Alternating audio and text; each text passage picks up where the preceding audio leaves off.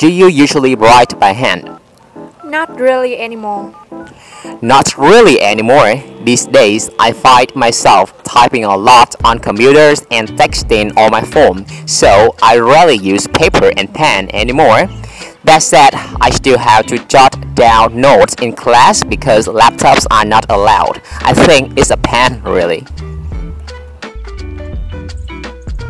Do you think handwriting will be replaced by computers? Not at all. I think that. Well, you know, in this day and age, modern technologies have largely marginalized handwriting, and you don't see people writing by hands as much as they did in the past.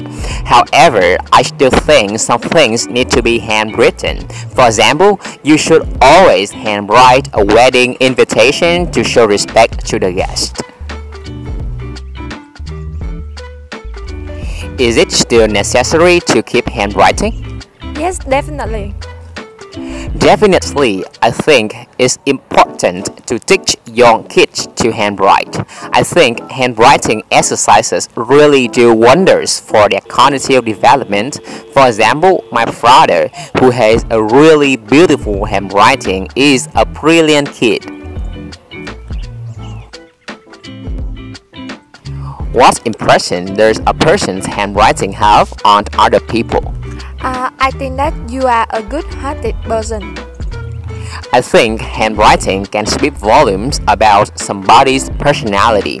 For example, if you have a neat handwriting, people tend to think that you are a good-hearted person.